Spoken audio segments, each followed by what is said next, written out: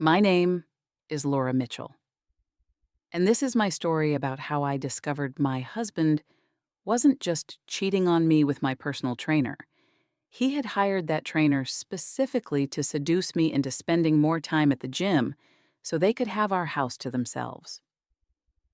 When I parked down the street and watched Marcus let himself into my home with a key I'd never given him, carrying an overnight bag on what was supposed to be my 5th anniversary, I realized every encouraging word my husband had said about my fitness journey had been a lie. "You deserve this," Ryan would say, pushing me to add extra training sessions. "Take all the time you need at the gym." I'd thought he was being supportive. I'd thought he wanted me to feel confident again after having our daughter. But as I sat there watching my personal trainer walk through my front door like he owned the place, I understood the truth. My husband had been paying someone $150 per session to keep me out of the house while they destroyed my marriage in my own bedroom. And they had no idea I was about to destroy both of their lives in return. Let me back up. 6 months ago, everything seemed perfect. Ryan and I had been married 5 years. We had a beautiful daughter, Emma, who'd just turned 4. Ryan's tech startup was doing well. I'd lost the baby weight and was in the best shape of my life thanks to 18 months of dedicated training with Marcus. Life was good. Or so I thought. The cracks started showing in small ways I didn't recognize as cracks at the time. Ryan's late meetings that happened 3, sometimes 4 times a week. His sudden interest in going to the gym himself. Not my gym. A different one, closer to work. The way he'd smile when I complained about how hard Marcus was pushing me during training sessions. "That's what we're paying him for," Ryan would say. "You want results, you need someone who'll push you." I'd been grateful. Grateful for a husband who supported my fitness goals. Grateful for a trainer who knew how to motivate me. Grateful for a life that felt balanced and healthy. I'd been so fucking grateful while they were both lying to my face. The truth started unraveling 3 weeks ago. Our 5th anniversary was coming up, Friday, October 18th. I wanted to do something special.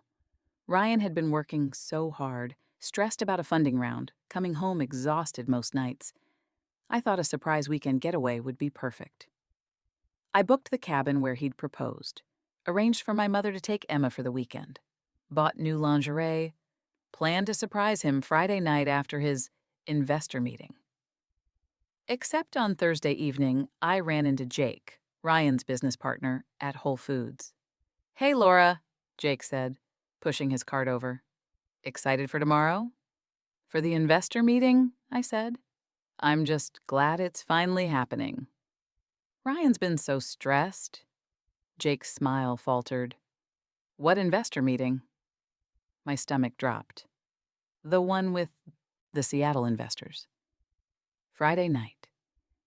He said you'd both be there until at least 9. "We don't have any meetings scheduled," Jake said slowly. "Ryan told me he was taking Friday off for anniversary plans with you. Said you had something special planned." I felt the ground shift under me. "He told you he was with me?" "Yeah. Said you'd been planning this anniversary thing for weeks." We stared at each other, both of us realizing Ryan had lied to both of us. "Maybe I got confused," Jake said carefully. "Maybe he meant a different meeting." "Yeah," I said. "Maybe." But I knew. Standing there in the produce section, holding a bunch of kale I didn't remember picking up, I knew my husband was lying. The question was why. I didn't sleep Thursday night. Lay next to Ryan, watching him breathe, trying to figure out what he could possibly be doing Friday night that required lying to both his wife and his business partner. An affair was the obvious answer. But with who? Ryan wasn't the type, or so I'd thought. I mentally cataloged his recent behavior. The late meetings, the business trips that seemed more frequent. The way he'd been going to the gym more, caring about his appearance in ways he hadn't before. All classic affair signs. How had I missed them? By morning, I'd made a decision. I wasn't going to confront him. I was going to catch him. Friday morning, Ryan kissed me goodbye, like normal. Don't forget, investor meeting tonight. Probably won't be home until after 10. Good luck, I said. I hope it goes well. He smiled. Thanks, babe. Love you. Love you too. I watched him leave. Then I called my mother. Change of plans, I said. Can you pick up Emma this afternoon instead of tonight? Around 3? Of course. Is everything okay? Everything's fine. I just need to run some errands. I dropped Emma at preschool, went to work, tried to act normal. Left at 2 p.m., claiming a headache. Picked up Emma at 3. Drove her to my mother's house. You sure you're okay? My mother asked. You look pale. Just tired. I'll pick her up tomorrow morning. I kissed Emma goodbye, promising to see her soon, and drove home. Parked 3 houses down at 5:30 p.m., where I could see my driveway but wouldn't be immediately visible, and waited. At 6:15, my phone buzzed. Text from Ryan. Meeting just started. Going to be a long night. Don't wait up. I screenshot the text. At 6:28, a silver Audi pulled into my driveway. I recognized it immediately. Marcus's car. I'd sat in that car a dozen times when he'd given me rides home from the gym when my car was in the shop. Marcus got out, reached into the back seat, and pulled out an overnight bag. An overnight bag. My heart started pounding. He walked up to my front door, pulled out a key, let himself in. A key to my house that I'd never given him. I sat there, frozen, watching my personal trainer, the man I'd been paying $150 per session for 18 months, let himself into my home with a key while my husband texted me that he was in a meeting. And suddenly, everything clicked into place with horrible, perfect clarity. 18 months ago, Ryan had suggested I hire a personal trainer. You've been saying you want to get back in shape after Emma. Let me find someone good for you. He'd found Marcus, interviewed him, hired him. Had they already been involved then? Or did the affair start after? Either way, Ryan had hired his boyfriend, or future boyfriend, to train me, to work closely with me, to touch me, correct my form, push me harder. While the two of them, I couldn't finish the thought, couldn't process it. You deserve this, Ryan would say whenever I felt guilty about the cost. Take all the time you need at the gym. Take all the time at the gym so they could be together. How was training today? He'd ask after every session. Marcus pushing you hard? Was that their inside joke? Did they laugh about it? Every encouraging word? Every time he'd pushed me to add extra sessions? Every, you look amazing, babe, that I'd thought was genuine support? All of it was manipulation. All of it was strategy to keep me busy, keep me occupied, keep me out of the house so they could be together. I grabbed my phone with shaking hands, started taking photos, the silver Audi in my driveway, the timestamp, everything. Then I made a call. The divorce lawyer's emergency line connected me to an answering service. I left a detailed message asking for a call back first thing Monday morning. Then I sat in my car, 3 houses from my own home, trying to figure out what to do next. Storm in there? Confront them? Catch them in the act? No. That would feel good in the moment, but accomplish nothing long-term. They'd deny it, minimize it, turn it around on me somehow. I needed evidence. Real evidence. Not just circumstantial. I needed a plan. So I started driving. Not home. Not to my mother's. Just drove.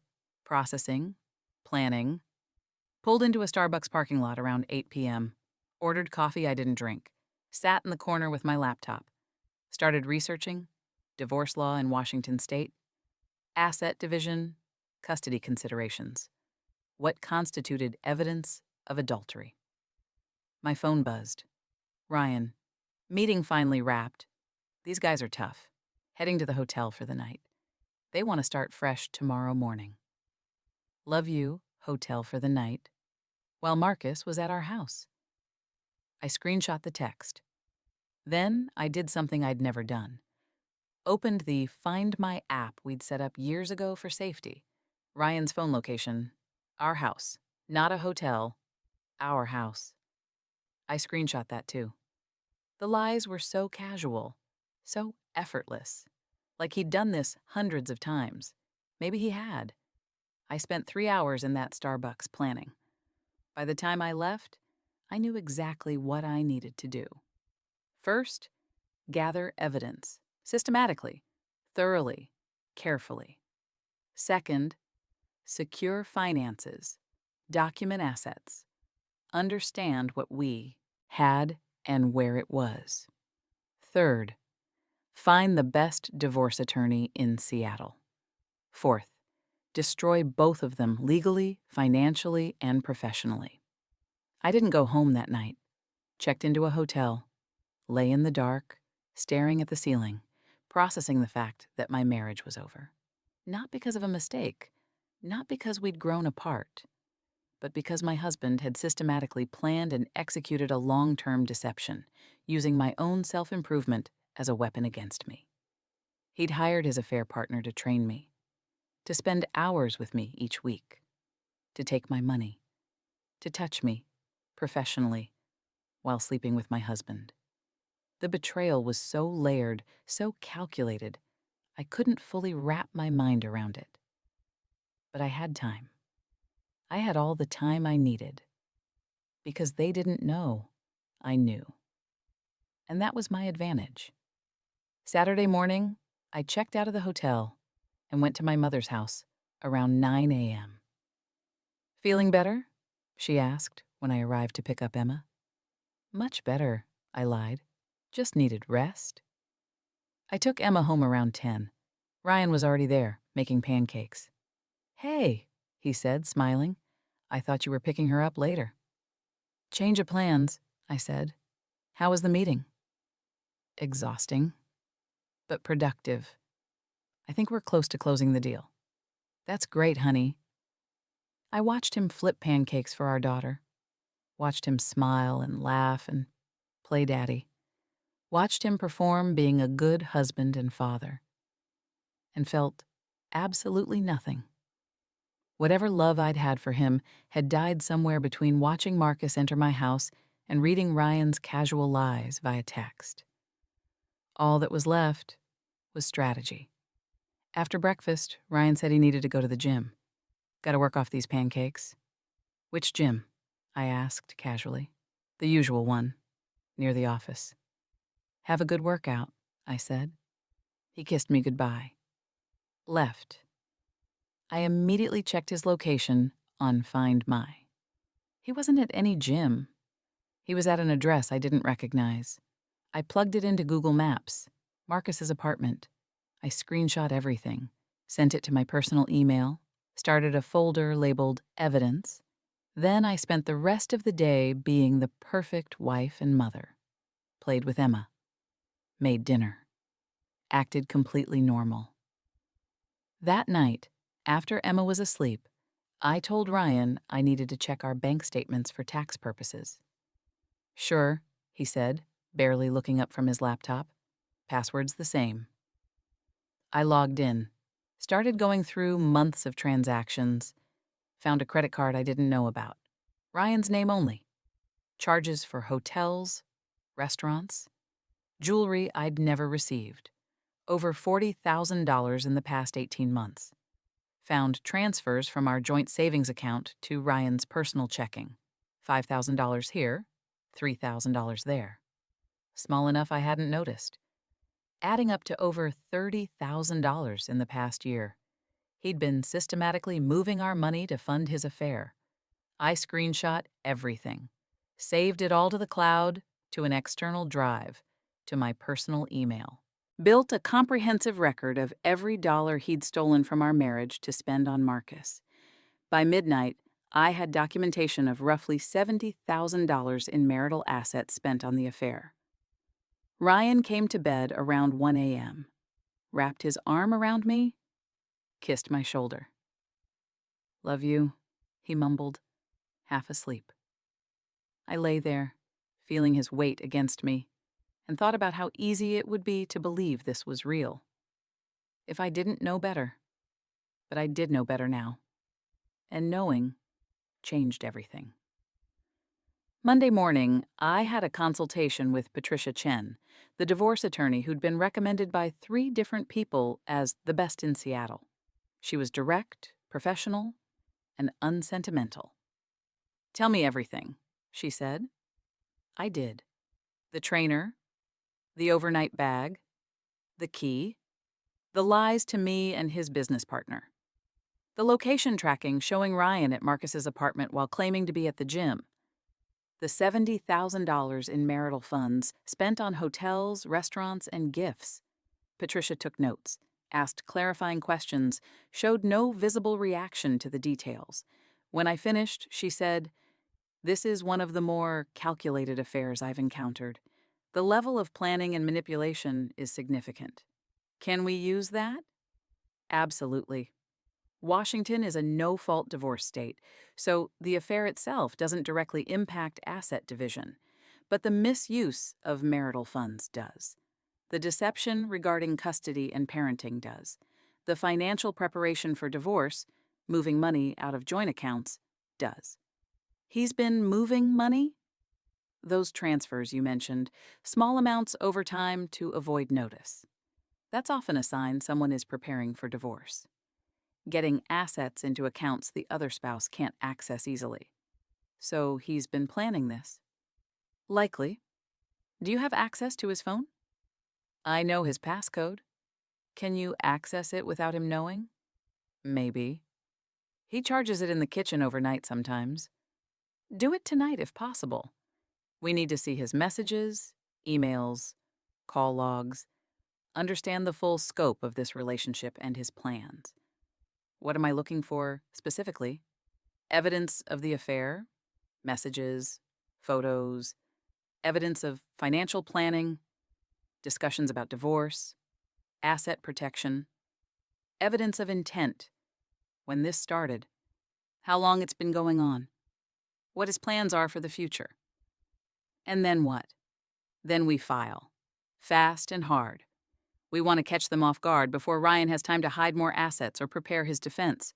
We'll request emergency orders for temporary custody, exclusive use of the family home, and restraint on assets. Make it clear this isn't going to be amicable. How long will this take? Depends on how much he fights. With this level of evidence, he might settle quickly to avoid embarrassment. Or he might fight every point out of pride or spite. Could be 3 months, could be a year. What about Marcus? What about him? Can we do anything to him professionally? Patricia considered. If he's certified through any professional organization, there's likely an ethics code about relationships with clients or clients' family members. You could file a complaint. Won't get you money, but might cost him his license. Do it. We'll need to wait until after we file for divorce. But yes, we can include that in the strategy. I left her office feeling something I hadn't felt since Thursday night. In control. They thought they were getting away with it. Thought I was oblivious. Thought they could plan their future while destroying mine. They were wrong. That night, Ryan fell asleep around 11 p.m. I waited until midnight, then carefully took his phone from the nightstand, went into the bathroom, locked the door, started searching. Text thread with M, no name saved, just an initial. The messages went back 18 months. Over a year and a half of conversations, plans, stolen moments. Early messages. M, can't stop thinking about yesterday. Ryan. Me either. This is crazy. M. Good crazy or bad crazy? Ryan. Both. You know I'm married. M. I know. So what do we do? Ryan. I don't know, but I can't stay away from you. Messages from a year ago. Ryan. Hiring you to train Laura was genius. Now I have a legitimate reason for us to be in contact. M. And she keeps adding more sessions, more time for us. Ryan. I feel bad sometimes. M. Don't. You can't help who you love. Messages from 6 months ago. Ryan. I think I want to leave her. M. Really? Ryan. Yeah. After the next funding round. I need to make sure the startup is secure first. But then, I want to be with you. Properly. M. What about Emma? Ryan. We'll figure it out. Shared custody. She's young. She'll adjust. Recent messages. Ryan. Laura's planning some anniversary surprise. I feel bad lying about the investor meeting. M. You're almost there. After the funding round, you can tell her everything. Ryan. I know. Just feels cruel sometimes. M. What's cruel is staying in a marriage you don't want. You're doing the right thing. I felt sick reading them. Not heartbroken. That had already happened. Just sick at the level of planning. The casual discussion of dismantling our family. The way they talked about me like I was an obstacle to overcome. I screenshot every single message. Hundreds of them. Found photos. Ryan and Marcus at restaurants, at hotels, shirtless at the beach. Kissing at what looked like Marcus's apartment. I screenshot them all. Felt nothing looking at them. Just archived evidence of betrayal. Checked his email. Found hotel confirmations for trips I'd thought were for work. Vancouver, Portland, San Francisco. All booked for 2 people. Found receipts for jewelry purchases, none of which I'd ever received. Found a draft email, never sent. Laura. By the time you read this, I'll be gone. I've been trying to find the right time to tell you, but there's no good way to say this. I'm in love with someone else. I have been for a while now. I know this will hurt, and I'm sorry for that.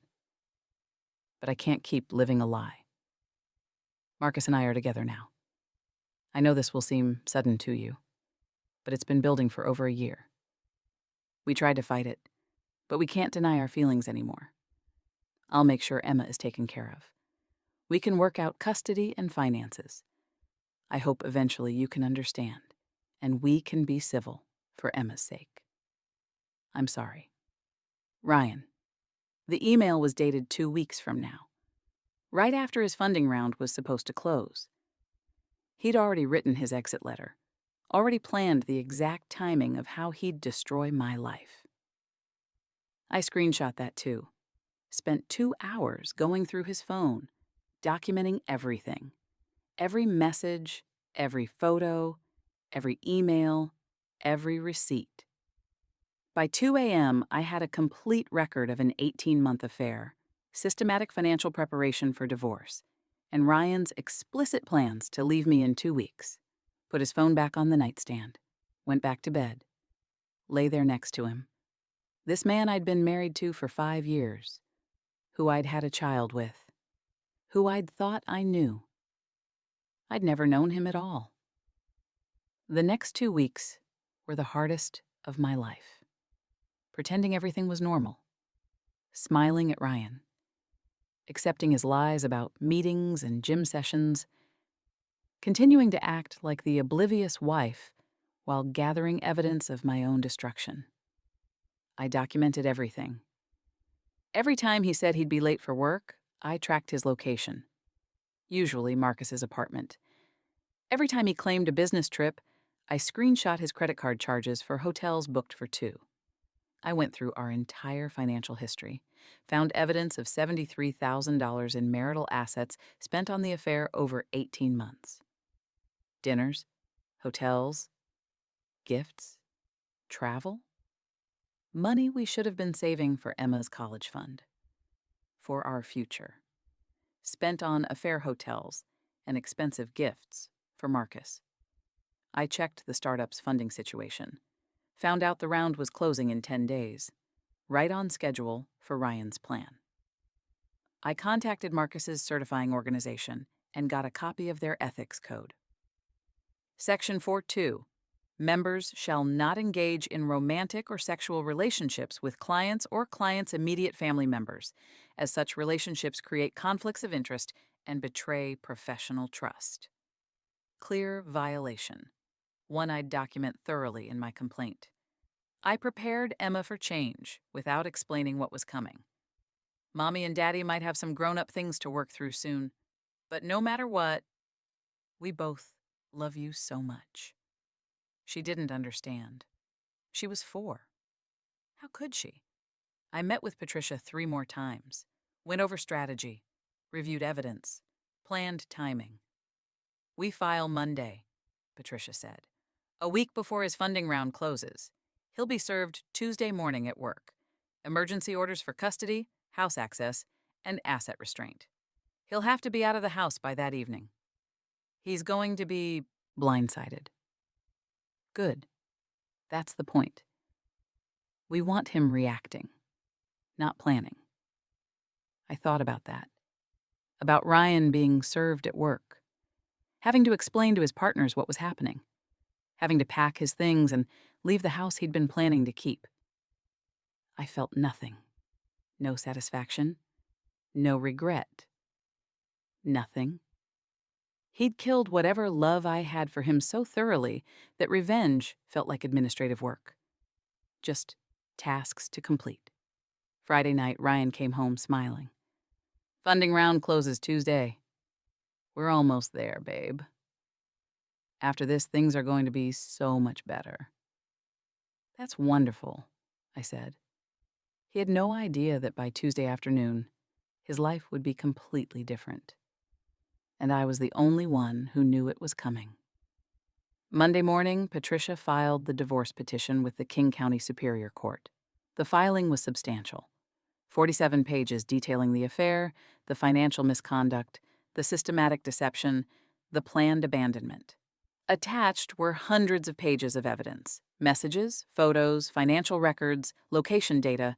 We requested emergency order granting me exclusive use of the family home, temporary primary custody of Emma, restraining order preventing Ryan from moving or hiding marital assets, full disclosure of all financial accounts, temporary spousal support, temporary child support, order requiring Marcus to be deposed as part of discovery. The judge reviewed the petition Monday afternoon, signed emergency orders granting everything we'd requested. By 5 p.m. Monday, the legal machinery was in motion. Tuesday morning at 10 a.m., a process server arrived at Ryan's office and handed him the divorce petition. I wasn't there, but his business partner Jake texted me. Ryan just got served. He looks like he's going to be sick. What the hell happened? I didn't respond. My phone started ringing at 10:15. Ryan. I didn't answer. He called 6 more times in 10 minutes. Left voicemails. Laura, what the fuck is this? Call me. You can't be serious. We need to talk about this. Answer your fucking phone. I listened to each one. Saved them. Sent them to Patricia as evidence of his hostile reaction. He texted, "We need to talk about this like adults." I replied, "All communication goes through my attorney, Patricia Chen. Contact information is on the petition." More calls. I blocked his number. At 11 a.m., Marcus called. I answered. Laura, I don't know what Ryan told you. Ryan didn't tell me anything. I figured it out myself. How long have you known he was married? Silence. From the beginning? When he hired you 18 months ago to train his wife, did he tell you he was fucking you on the side? It wasn't like that. Then what was it like? Explain to me the ethical framework where you agree to work closely with someone, take their money, touch them professionally, all while sleeping with their spouse. I never wanted to hurt you, but you did it anyway. Every single session. Every time you corrected my form, or pushed me harder, or smiled and said I was making great progress. You knew you were lying to me. You knew exactly what you were doing. Laura, please. I've filed a formal complaint with the National Board for Fitness Certification. Detailed documentation of how you violated professional ethics by engaging in a sexual relationship with a client's spouse while actively working with that client. You'll lose your certification, probably your career. Hope it was worth it. I hung up, blocked him too. By noon, Ryan had retained an attorney. The attorney called Patricia, asking for a meeting. He wants to negotiate, Patricia told me. Claims this is all a misunderstanding. What did you tell him? I said we have 18 months of documented evidence, and we'll see him in court. By 6 p.m., the locksmith had changed all the locks on my house. Ryan's key no longer worked. The doorbell camera showed him arriving at 6:30, trying his key, realizing it didn't work. He stood on the porch for several minutes, trying the door, looking confused and angry. Finally, he left. My phone, which I'd unblocked temporarily, buzzed. You can't just kick me out of my own house. I replied. I didn't. Judge's emergency order did. Read Section 4, Paragraph 2 of the petition. You have no legal right to be here anymore. I blocked him again. Sat in my house now, and finally let myself feel something. Not sadness, not anger, just relief. It was over. The lying, the pretending, the performance of a marriage that had been dead for at least 18 months. Over. The divorce took 11 months. Ryan fought everything. His lawyers tried to argue the affair was irrelevant to asset division. Patricia destroyed that argument with documentation of $73,000 in marital funds spent on Marcus. They tried to argue he deserved 50-50 custody. Patricia presented evidence of his systematic deception, his poor judgment in hiring his affair partner to work with me, his explicit plans to abandon his family, documented in messages and draft emails. They tried to argue he needed to stay in the house. Patricia pointed out he'd literally let his affair partner use our house while lying to me about his whereabouts. They tried to argue I was being vindictive. Patricia calmly noted that I'd gathered evidence systematically for 2 weeks before filing, that every claim was documented with hard evidence, that Ryan had explicitly planned to divorce me without warning just days after his funding round closed. The judge was not sympathetic to Ryan. Midway through the proceedings, the funding round for Ryan's startup fell apart. Investors got wind of the divorce and backed out, not wanting to invest in a company run by someone in the middle of messy domestic litigation. Ryan lost the funding, lost his position as CEO, eventually lost the company entirely when the board voted him out. His lawyers tried to argue that the financial losses from the failed funding meant he couldn't afford the support payments Patricia was requesting. The judge pointed out that Ryan had spent $73,000 on his affair and could have spent that money supporting his family instead. Marcus lost his certification 6 months into the divorce proceedings. Multiple clients dropped him after the ethics complaint became public. Last I heard, he'd moved to California to try to start over as a wellness coach, which apparently doesn't require certification. Ryan and Marcus stayed together throughout the divorce, some twisted loyalty or spite, I couldn't tell which. Final settlement came down in September. I got the house, valued at $850,000, primary custody of Emma.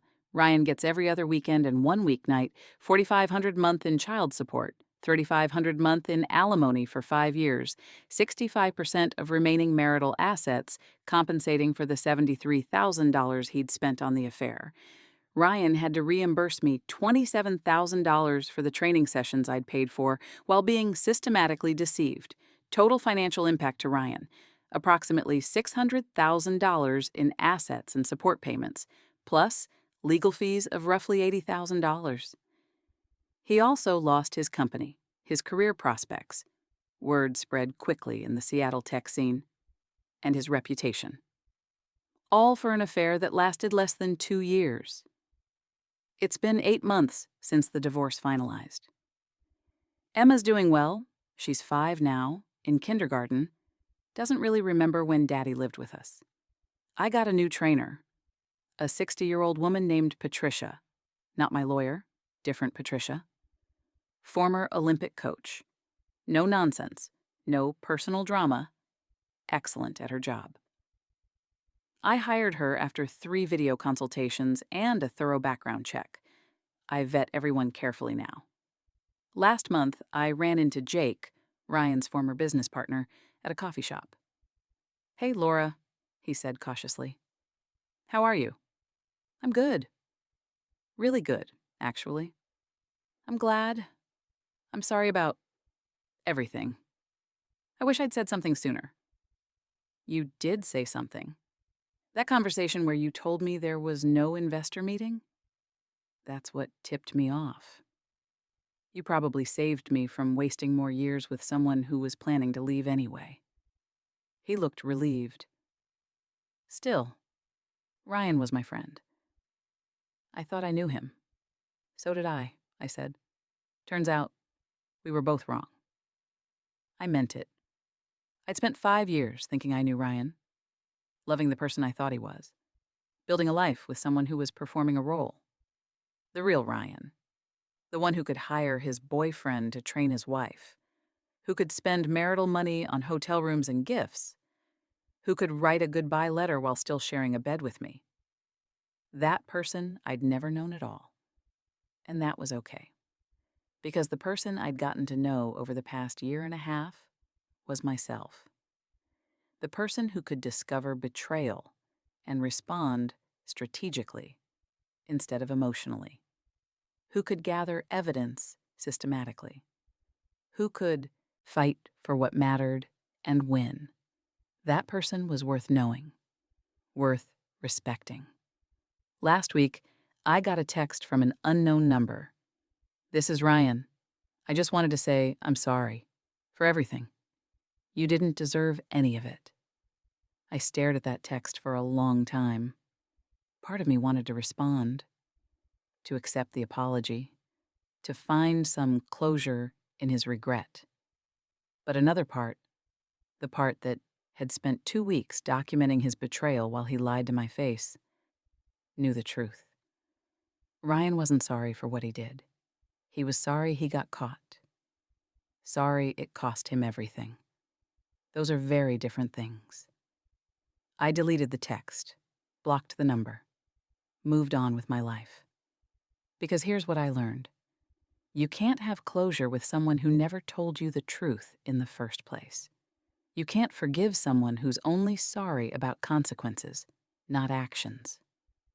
All you can do is build a life they can't touch. And that's exactly what I'm doing. If this story resonated with you, drop a comment about where you're watching from. And if you've ever discovered the person supporting you was actually betraying you, you're not alone. Subscribe for more stories, because sometimes the people who encourage you to invest in yourself are investing in your destruction. And sometimes the best revenge is simply surviving them and building something better.